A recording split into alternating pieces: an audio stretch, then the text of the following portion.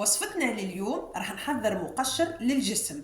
الناس اللي تعاني من الاسمرار في الركبه، في الكوع، في اليدين، في الساقين، الناس اللي عندهم البشره نتاعهم ماهيش ناعمه، اليوم راح نحضر معاكم مقشر تعتمديه الكامل للجسم. تعتمدي المقشر هذا مرتين 3 مرات في الاسبوع، وباذن الله تتحصلي على بشره ناعمه وبشره ياسر مزيانه ومتغذيه وتحسي الفرق. اول حاجه باش نبدا بها البنات، انا باش ناخذ السكر، سكر حبيبات، مش السكر الرطب، سكر يكون حبيبات. ناخذ الكميه البنات على حسب انت شنو تحبي، معناها انا الكميه باش نحضرها اليوم هي المرتين. بسم الله، تاخذي مغرفه كيف من هكا، 2 3. هذه البنات تنجمي تعتمديها مرتين 3. باش نضيف لهم البنات هذا السكر حبيبات، باش نضيف لهم القهوه البنات الخشنه، مش القهوه سريعه الذوبان، القهوه تكون خشنه، هي القهوه هذه. باش نستعمل مغرفه 2.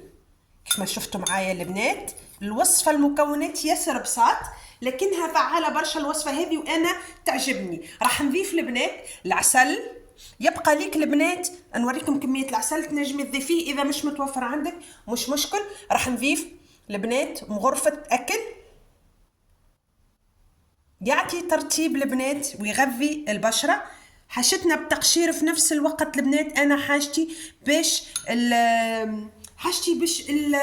البشره تتغذى وباش يعني نعالج مشاكل البشره. لهنا البنات باش ناخذ كريم دوش والا جل دوش اللي عندك،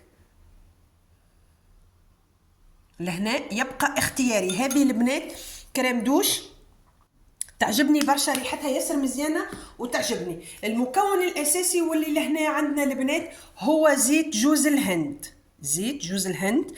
لهنا البنات اذا مش متوفر عندك نوريكم البنات تنجمي تعتمدي زيت اللوز.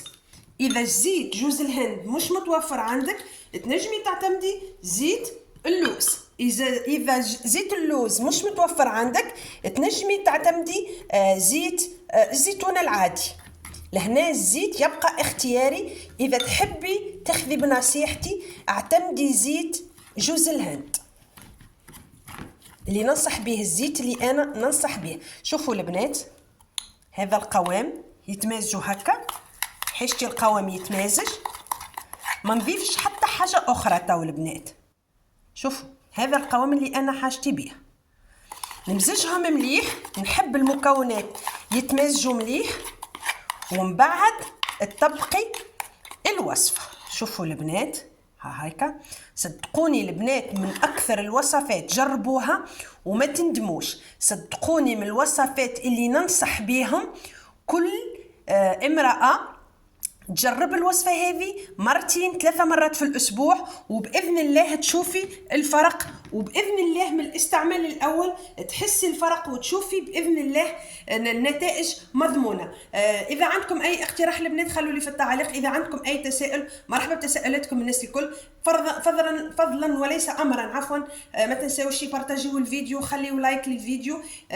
إذا عندكم أي ملاحظة خلوا لي في التعليق، نجتهد واني نجاوبكم الناس الكل. دمتم في رعاية الله، وان شاء الله في وصفة جديدة بإذن الله.